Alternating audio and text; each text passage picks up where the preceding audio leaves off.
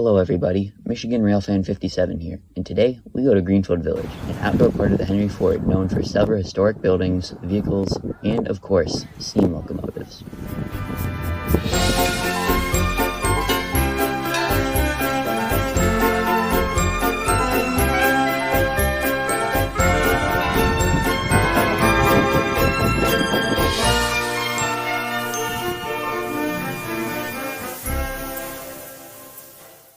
Considering how the other village videos did, it seems you guys liked them, so that's what we're doing today.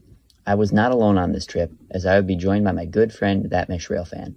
The locomotive running at the village today was none other than Calumet and Hecla Mining No. 3, named Torch Lake. This little engine has two claims to fame, being the last known Mason Bogie in the world, and the oldest regularly operating steam locomotive in the United States. Unfortunately, this trip wouldn't go without problems, as when we were entering, we were told that tripods were not allowed at the village. Me and That Mish Railfan both had tripods ready for amazing shots, so we were pretty bummed. This is also really strange, as we've had tripods in the village before and no one cared. I guess the rules changed or something. Warning to everyone that the clips might be a little shaky since my hands are not the steadiest. We started out at the platform of Firestone Station, where we would board the train. Here we can see Torch Lake pulling into the station.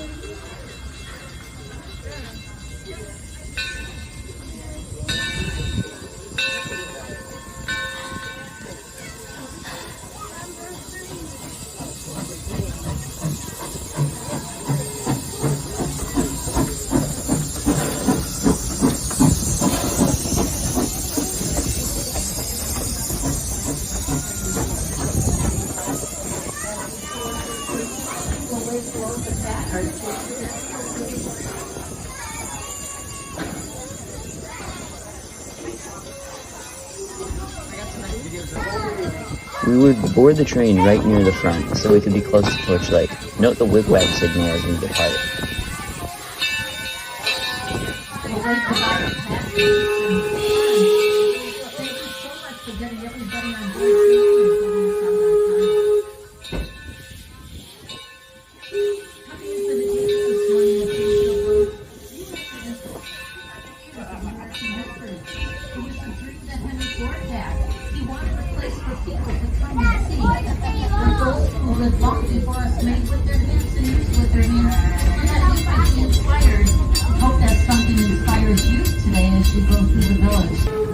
As our journey continues, a Baldwin 060 appears on a siding. This is Detroit and Mackinac No. 8, originally bought by Michigan Alkali in 1914. It has its own story that deserves another video to explain. I didn't record much footage of the ride after this, so this will be where we end off. After taking some pictures and getting some snacks, our next stop was the roundhouse.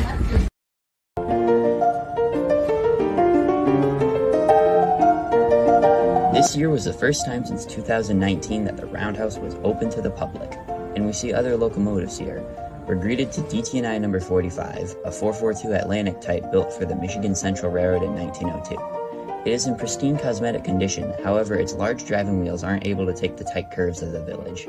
This engine also features a unique cab with 2 fire doors instead of 1, as well as a unique exhibit where you can go under and see the Stevenson valve gear. Right next to it we have No. 1, the Edison, which we've seen in its Halloween form before. It looks really good in its original style and with its usual whistle. It was originally built as an 040 in the 1870s, but was rebuilt into a 440 in 1932 by Henry Ford to look like a Civil War era engine. Over the years it has been modified and now resembles a 1900s era 440. Next, Detroit and Lima Northern No. 7, nicknamed Baldwin. This big 440 was built all the way back in 1897 by, of course, the Baldwin Locomotive Works. This engine is Henry Ford's favorite locomotive when he owned the DT&I. It was restored to operation in 2013 and is currently undergoing some maintenance. A Plymouth JLC switcher is also in the roundhouse. They were originally worked at a power plant in Detroit, but was eventually donated to the Henry Ford. This little engine is usually used as a shop switcher. Also in the roundhouse was a Port Huron steam tractor undergoing a restoration back to operation. After exiting the roundhouse, we saw that Torch Lake was leaving Smiths Creek, so we took the opportunity to get a nice shot of it passing by. After that, we proceeded back to the Firestone station to watch it depart. On our way, we passed the machine shop, where I took a picture of the whistle they have mounted on it. This whistle is blown at noon each day, and at opening and closing, I believe. More on that later.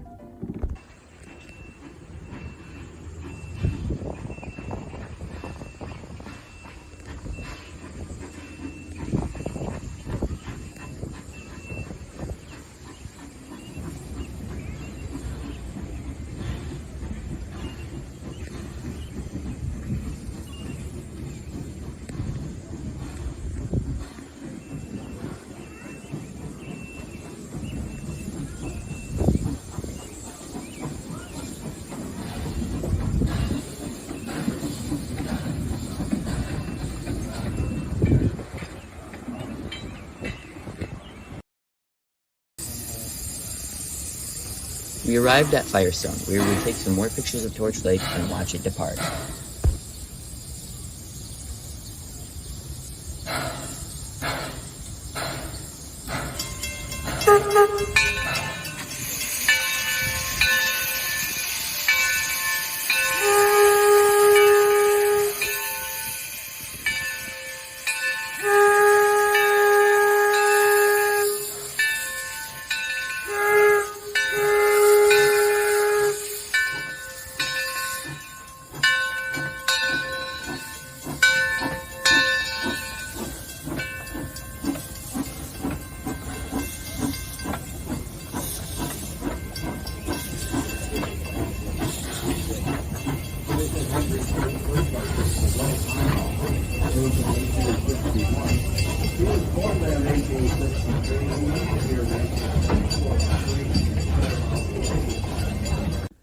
After Torch Lake departed, we would head to the glass blowing shop and other places in the village, which I didn't get any footage of.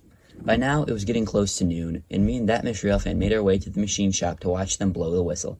Then, one of the best things happened on our trip, as the person at the machine shop asked that Miss Railfan if he wanted to blow the whistle. Of course, my good friend seized the opportunity. Now, some of you might be wondering if I was jealous that I didn't get to blow the whistle. The truth is I've actually blown the whistle before when I was really young, so I had no reason to be.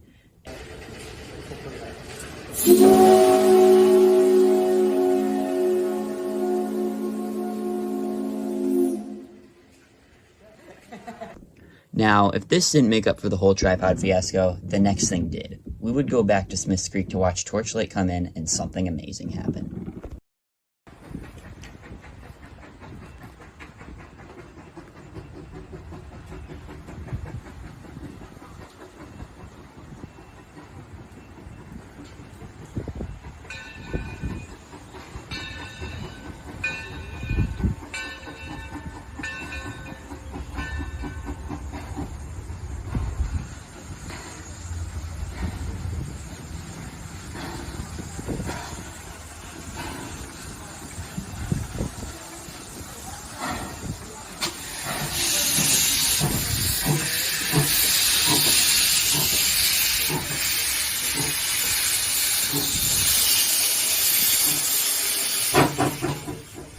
Yes, you saw that. Torch Lake wheel slip. It wasn't a small one like Edison did back in Halloween where you had to look really hard to see it. No, this was very noticeable. I even got it on my actual camera from the ground. This made up for the whole tripod fiasco. Right after that, we would head over to the Firestone farm. We would get a shot of Torch Lake by the Griswold crossing. This personally was my second favorite shot after the wheel slip.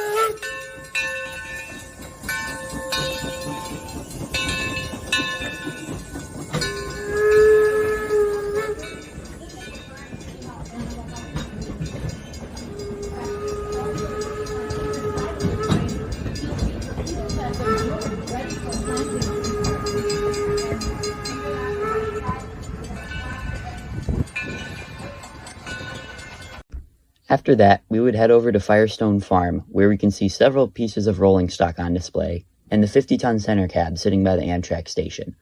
After this, we would eat lunch, and I would get a shot, albeit a very shaky one, of Torchlight by the river. I really wish I had my tripod then.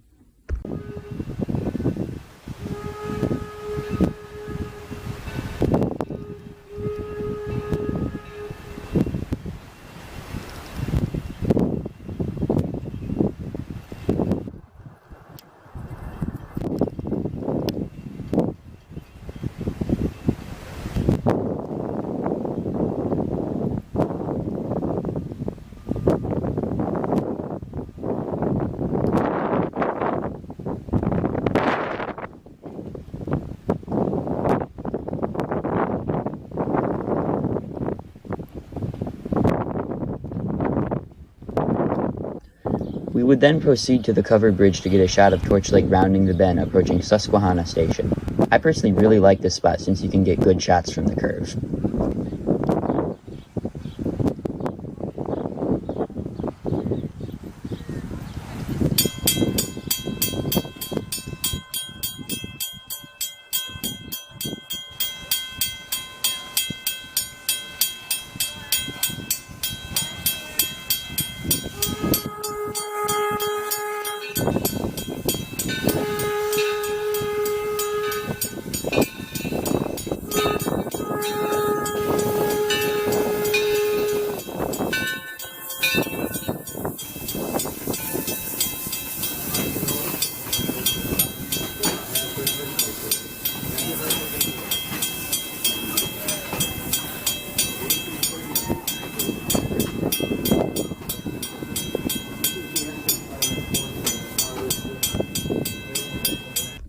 After that, we would head back to Smith's Creek to watch Torchlight pull in again.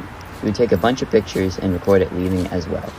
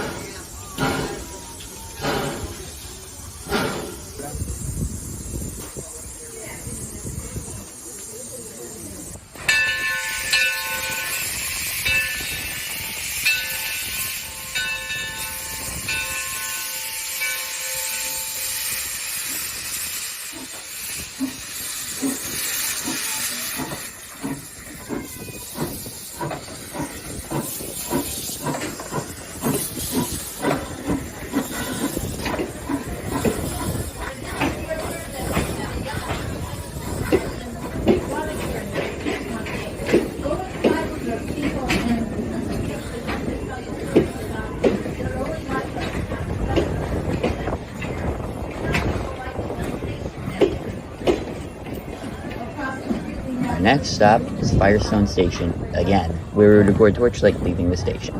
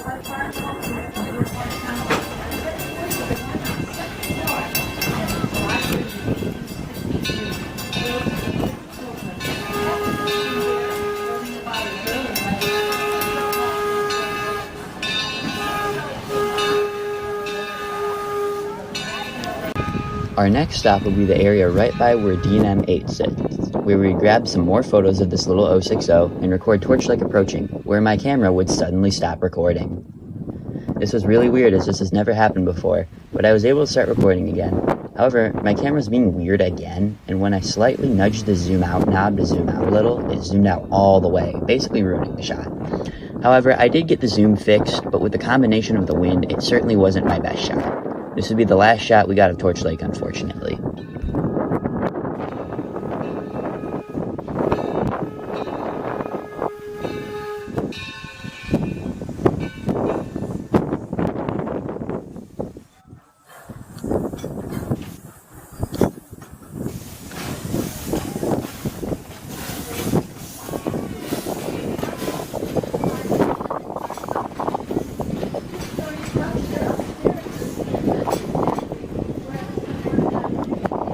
Our next stop will be Firestone Farm again, just at a different crossing. We were waiting for Torchlight to come by, and it was taking a really long time. It would unfortunately not come, as apparently paramedics were on site, so the train was suspended for a little bit. We were both tired, so me and that Miss Railfan decided to call it a day. Torchlight would eventually start running again, but we were tired and had left already. Overall, even though it started and ended kind of rough, I consider this trip a success. It was great to be at the village again and experience a normal village day in the spring. Thank you all for watching.